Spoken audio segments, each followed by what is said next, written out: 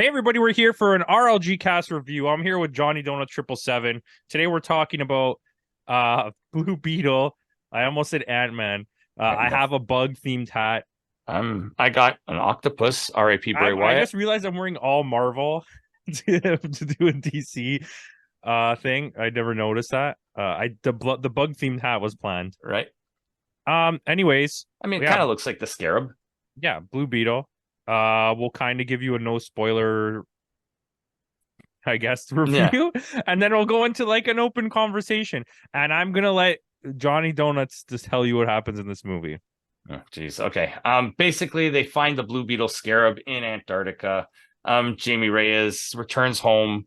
The association there that Susan Sarandon owns there. I forgot the name of it, but was it Cord? It's Cord Cord Enterprise? Industries Cord or something Industries, like right? that. Yeah, because Ted Cord is the original Blue Beetle, and we'll talk about that later. But she wants to take the power of the beetle for herself, to harness it, to create her one-man army corps, basically create an army of super soldiers. But the thing about the scarab, it chooses the holder and not the. You can't be directed where to go, so it chooses Jamie Reyes to become the Blue Beetle, and some fun ensues after that. Okay, that was a good description, actually. Okay, so I think generally it was pretty decent. It was a fun movie. It was a fun summer movie. It wasn't great by any stretch of the imagination, but it was fun. I enjoyed myself. It was a great Yeah, family movie. the first half was kind of forced. Um, it's hard for me to describe it. I don't know what it is. You know when they make a show Mm-hmm. and it's like a sitcom, and they overly beat you over the head with like isms, like Mm-hmm. mannerisms of, oh, it's a Spanish family. So it's like, let's take all the little quirks and like stereotypes Yeah. and turn them up to 10 million. And you're like, okay, just calm down. Like his Take it down family, a his notch. entire family goes with him everywhere he goes and just stands in the background and screams. Yeah, And including it's to like, the that's Beetle not what ship. it's really like. No. Like, do you know what I mean though? Like I mean, the grandma was pretty funny, though. Little in the Abuelita second there. half, Yeah. but in the second half, I think there was a really good balance where you found um like what the family means to him kind of, but in the Yeah. beginning it was so like they needed to make sure that you knew, like, oh, look at this, oh, this is how it is, oh, and it's like, okay, calm, just chill out, Yeah. let me breathe. Yeah. It did kind of hit you over the head that first, I would say, 40 minutes or so. But when it found its stride, it really found its stride. And it turned out to be a half decent movie, I think, at least. Yeah, and I think it did a good job. It's also like I don't want to say it here and say the CGI is really good, but it was used properly. Yeah. Like the way that you should use Well, CGI I mean, is, I really like the scene where he first like becomes part with the beetle, and like you see his like the clothes burning off and the skin actually starting to turn like the color, and it's like starting to, it literally, you see it fusing. That kind of looked pretty cool. yeah. At least it leaves you like a lot of questions. Like, can he just never have clothes on because every time he's gonna turn into the Blue Beetle, he's gonna It's lose all of his clothes? like at least not nice clothes. Because it's like he's not Ted Cord, so he's not a billionaire. Yeah, I mean, I guess if he's teaming with the daughter. maybe. Which they kind of Also, tease. I found that very weird too. Um, Ted Cord has no ties at all Right. to Brazil. Mm-hmm. Ted Cord has no ties to even if his wife was Brazilian, why would the daughter have an accent? And then also Yeah. everyone in this movie is supposed to be like Mexican. Why Yeah. is there a Brazilian girl? That's the daughter of a white guy who didn't live in Brazil, So, but she and has an Susan accent. Sarandon, who's as white as you Yeah, get. I found that really confusing at first. Like I let it go after a while, but like in the Yeah. beginning, it was like I thought, well, I'm like, what kind of accent is that? Then I realized, holy shit, she's Brazilian. Yeah. One thing I gotta say is the trope that they gotta stop with is splitting the bus in half. Can we stop that Yeah, already? how many buses need to split in half? Like we've seen it, what, at least three that I know of. We did it in Shang-Chi, we did it in Doctor Strange, and we did it again now in And we've probably done it at some other point too. yeah. Yeah, but I'm tired of the bus splitting in half. Like No I more get it. buses. Yeah. No more buses. No more buses. But I mean, it was fun. Like, I mean, It was a really fun movie, and I think, like I said, the second half, like it's genuinely a good, like, popcorn movie. yeah, like the final act is very entertaining.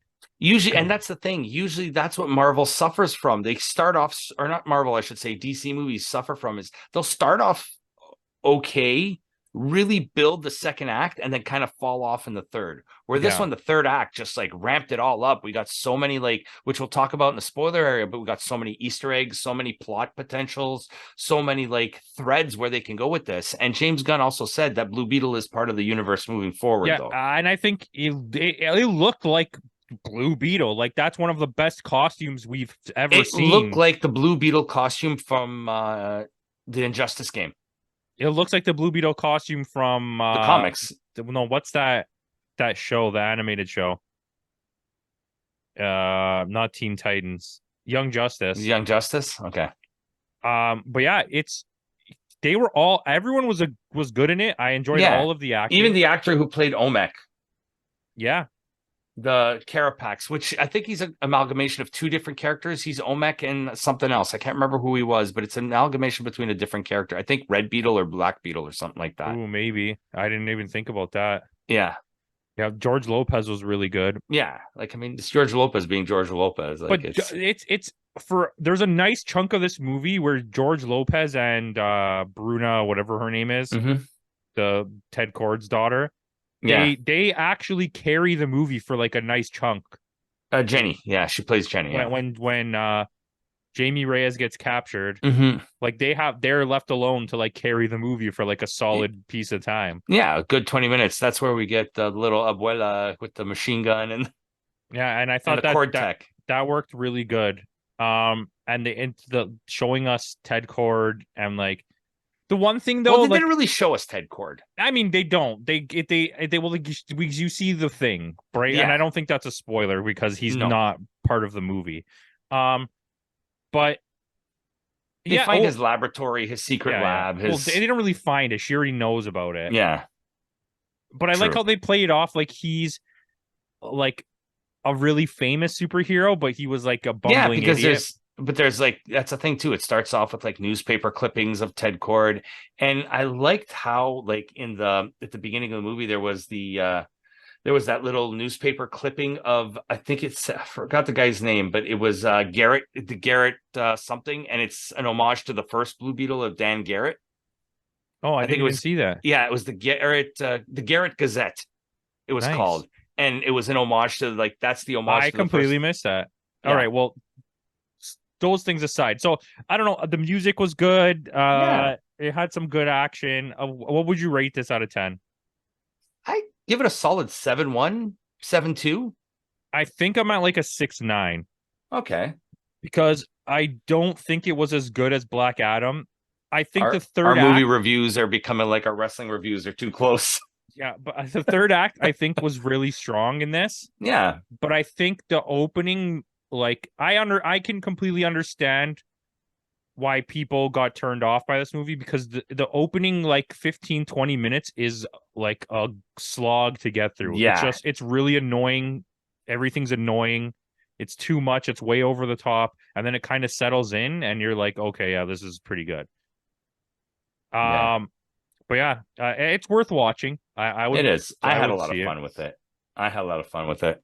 All right, let's open up the talkie talks. Okay, so do you want to just go straight to the tease, or do you want to go? You do what you do. Okay, I was gonna say we get that scrambled message from Ted Kord in the end credits sequence.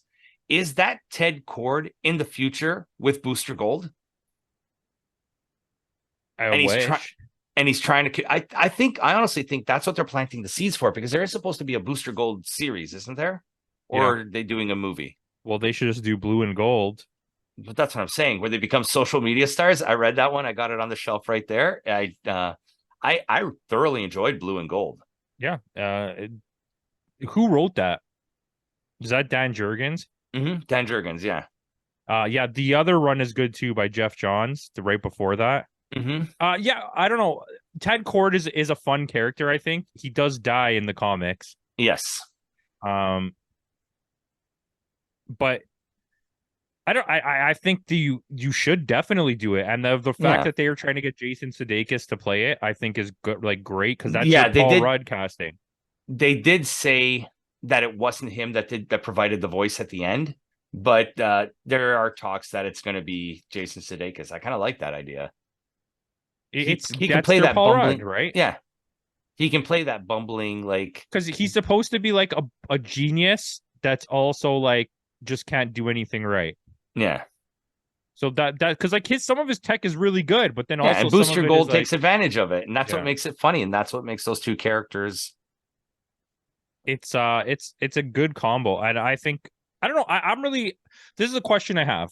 Mhm. So we were talking about this the other day, and I was like, I can't find the linking factors. I never thought about it. So Blue Beetle, Mhm. you have Garrett Jurgens, uh the original Blue Dan Beetle. Garrett, yes, Yeah. and Ted Uh Cord.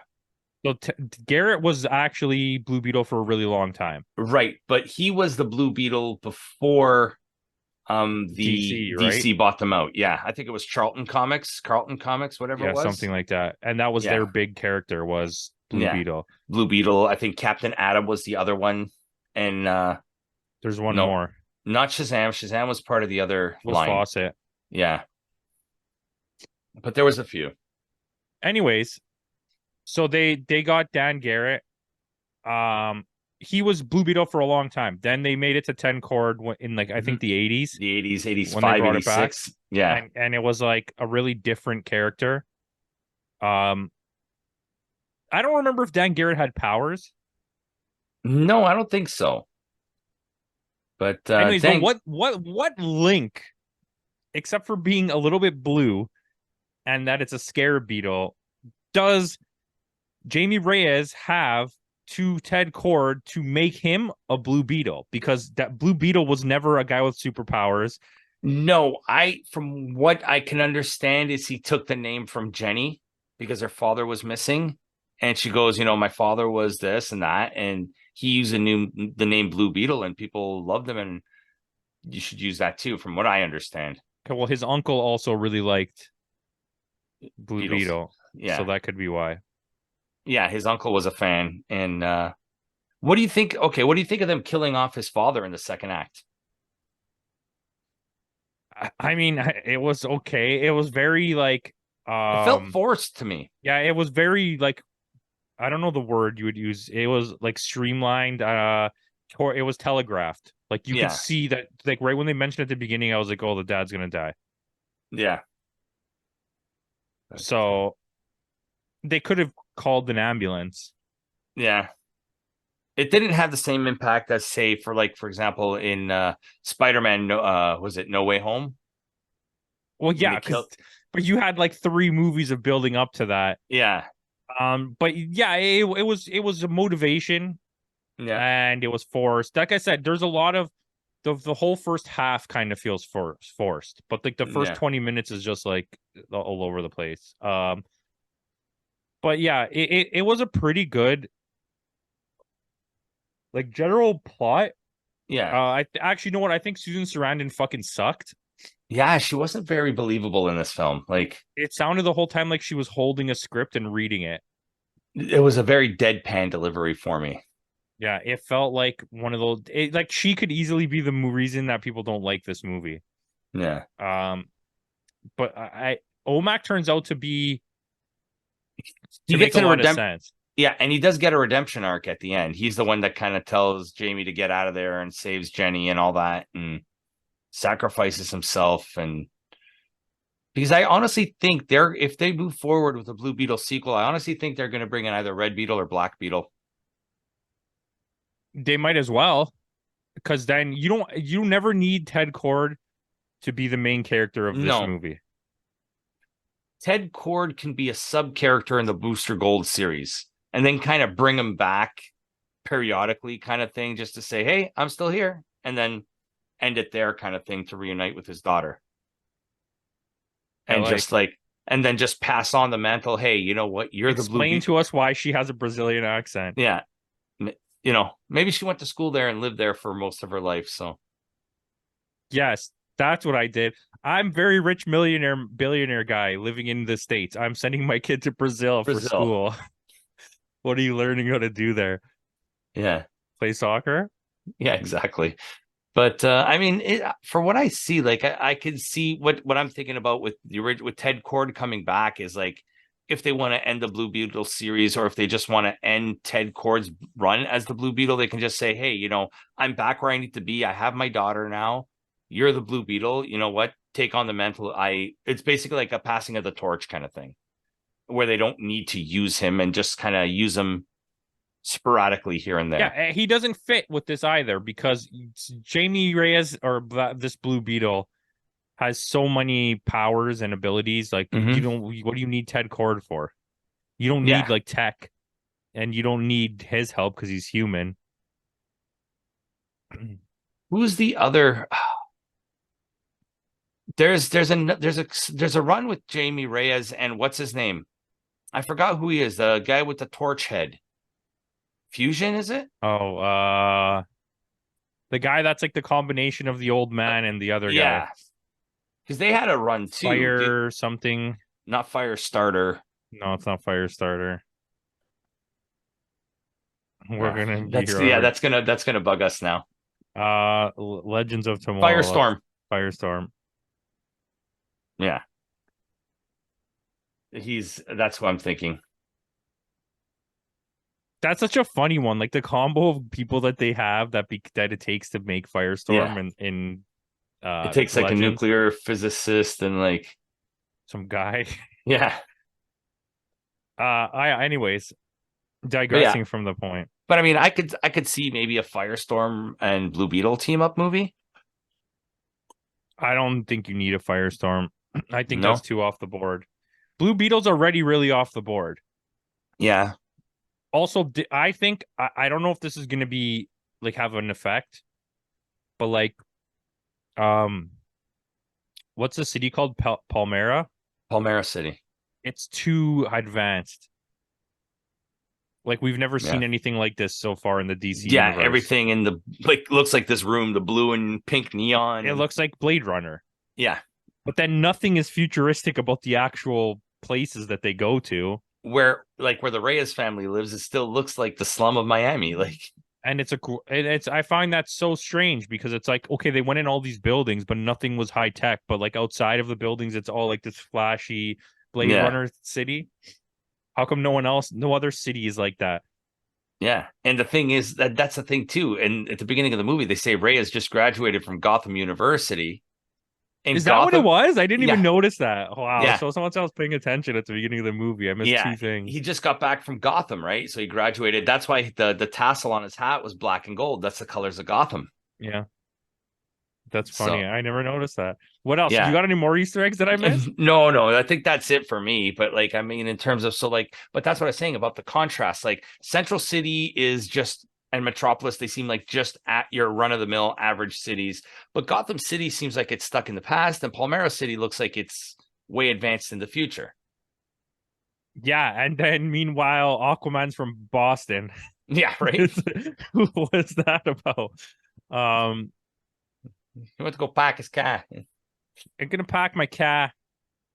But yeah, I found that a little weird. Yeah. We'll see. I mean, where do you think he fits in James Gunn's universe? I think he's like the little twerp. Like, like it's hard to describe it, but they're all gonna be like doing their Justice League thing, and he's gonna be like Shazam kind of, where it's like it's a kid, right? So as much as powerful and as useful as he is, it's like he's gonna make mistakes. He's gonna get like do things out of line because he's not like you mean the paying Flash? attention. Yeah, exactly. You have the Flash already. I think that's how he's going to fit in. The problem is DC currently has too many of those type of characters, I think. Yeah, because you got the Flash now. He's the sixth Spider-Man in Marvel. But it's like Marvel has their main team is really established like heroes, right? Where DC kind of has Wonder Woman, Superman, Batman, and then like even Aquaman is kind of like so he is continuing on as Aquaman. Yeah, and the thing with him though is he's like a very capable superhero, but he doesn't do a lot of superheroing. Like the first time we see him really being a superhero is in The Justice League movie. Justice League, Yeah. or and it's like, or I guess was Aquaman before Justice League or after? I think it was before, but he didn't really do. It was more protecting his city and But you see what protecting I out. mean? Yeah, he'd never really like used his powers for like superheroing. So I Yeah, wouldn't put him as like a very experienced, like the Flash, right? At that yeah. point, the Flash hadn't really done anything. He just had powers. Wonder Woman was really the only one that had like that experience. Batman, Yeah, Superman. but I mean, now we're recasting half. They said they're moving forward. James Gunn and Gal Gadot are working on something for Wonder Woman 3, I think. Okay, so here's what I heard. I heard they're working together to do it. Then James Gunn immediately came on and said, "We've never talked." But Okay. then people are saying that they think it's a cover up because why would Gal Gadot make that up?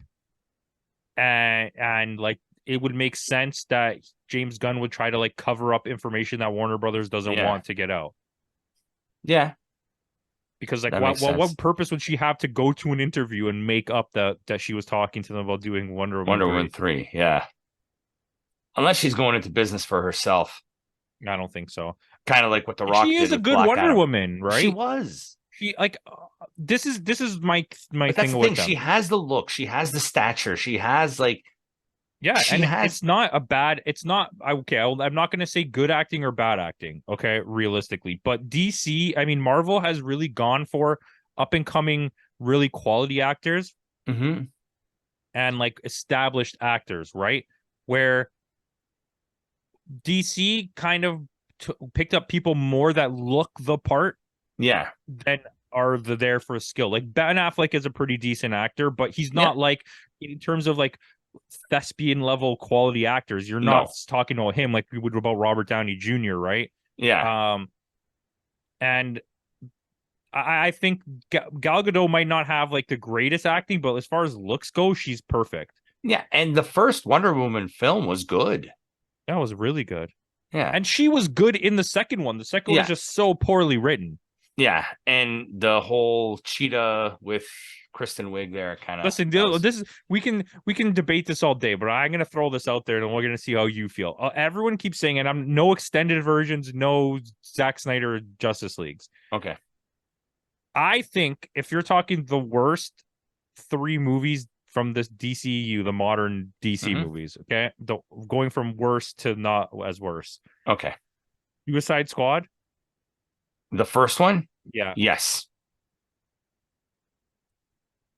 I would put Wonder Woman 84. Wonder Woman, yeah, is probably next.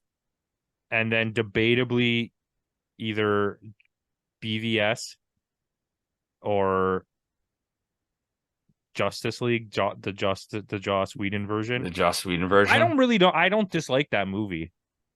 I it's think not. Yeah, I mean, all of the ideals that are in the Zack Snyder one are also in the Joss Whedon one. It's just the Joss Whedon one has more humor and it's not as in depth. It didn't on flow some of as the well. characters. Yeah, it didn't flow as well in the Joss Whedon version. Yeah, but like I find it so weird that about the arguments people make. But Joss Whedon, again, you have to also remember he's only working with half a movie. Yeah, and he also got told you need to change all of this. Yeah. This is the thing, right? And this is what I like the most about the over like the crazy Zack Snyder fans. I don't even think it's a bad movie. It's a 7. But like when Joss Whedon came in, sure, nobody likes him. He's a big jerk. But he literally got told to change things. Not only that, he was left with the base of what was Zack Snyder's movie. So number one, if you didn't like that movie, then you don't fully embrace the Zack Snyder movie. Yeah. And number two, at this point, you could clearly tell Warner Brothers wants nothing to do with Zack Snyder because clearly he's just coming with his insane ideas and not executing anything. You know, like, and I'll give the guy so much credit. He has amazing ideas. He just never, ever, ever executes those ideas. They're poorly executed. Yeah, I agree. Poorly executed. It's like and this is okay because people are allowed to have it. I basically am. But he's like ADD if a writer if a book if a script could contain what is ADD, that's a Zack Snyder script. Yeah. There's so much like jumping around to places without All over the finishing your place. Yeah. ideas, and it's like, what the fuck am I doing? Yeah, that was it Army of the Dead or whatever it was? And I thought Army of the Dead was pretty fun. I Yeah. think so far I've enjoyed what he's doing outside of DC far more than I liked what he was doing Even in Sucker DC. Punch wasn't bad. I mean, I like the ideas of Sucker Punch. I also like Emily Browning, but I don't think it's that good of a movie. I think it's like the fantasy aspect of it, like how fantastical everything looks and feels. I love Watchmen. Yeah, Watchmen was okay. I didn't enjoy it as I hate much. that you don't like it. Guardians of Gaul was pretty good. Oh, that's the owl one, right? Yeah. Yeah, that was kind of fun. But I think, okay, if you put, I like Dawn of the Dead. Yeah, his version of Dawn of the Dead was good. But I really don't like 300. No. The more that I've gone back to watch 300, it's like there's nothing there except really good looking things. Yes. Like the actual story, there is no story. It's just 2 hours of people fighting. It's literally the fight of Sparta. Yeah. And King Leonidas. But it's like, we're going to leave everything else behind and just do this. Yeah. Anyways, well, I don't know why we're talking about Zack Snyder. But we went on to a DC tangent. Okay, so what was the other end credit? It was just the one, wasn't it? The mid Wasn't credits. there a mid credit? Well, I mean, wasn't that there was an the end mid credit? credit with Ted I Cord. swear there was an end credit. I don't remember. I only saw the mid credits with Ted Cord with the garbled letting Jenny know he's still alive. It's got Ted Cord. Yeah. Okay. But, yeah. Well, I'm done. Do you have anything else? No, it was fun. Yeah, it was fine. Just watch it. Yeah, it's worth a watch. The expectations for superhero movies have become too high. Yes. I think it's weird to say because I don't want to defend them on it because I don't think they're like great movies, but I think DC is starting to understand, like, they're kind of making throwback superhero movies. Shazam, Yep, Black Adam, and Blue Beetle all feel like the late 90s, early 2000s superhero movies. Even Flash a bit. Oh, Flash too. I forgot about Flash. Flash definitely does. If Flash is really bogged down by that opening like 10 minutes. Yeah. I don't understand why they didn't just remove it. Yeah. I don't know. Like, you know how many people went in there and immediately made up their mind that this is a bad movie because just of how by bad seeing that opening 10 minutes. The hospital, they could have done without the hospital scene. So bad. Like, why would Flash be the one saving people? He's supposed to chase. You're in a chase. He runs fast. Yes, Batman should be the one saving people, and he should be chasing the guys on. And Wonder Woman's there too. I just want to like point that out. Yeah, but that's because the Justice League were busy. Superman's off-world. Yeah, again, that's my favorite one. Okay, that's always the line. Superman is off-world. Yeah. What did I just watch? Where they were like, that was the whole basis of the movie. Son of Superman? No. The animated one, right? Was it Son of Superman? I don't know. And the excuse for why Superman can't help was just because Superman's off-world. But anyways, even if he's off-world, he could be there like instantaneously almost. Yeah, no kidding. It's like when you have to make excuses for your main guy, that's like you got problems. But the thing is, you can't have Superman in anything because Superman's overpowered as hell. So he just like absolutely crush everybody. Unless it's Doomsday. Yeah, or Zod. Anyways, thank you guys for watching. Like, comment, subscribe, and check out another review or whatever and like stuff and good. Okay, bye. Bye. Oops, I almost ended the stream.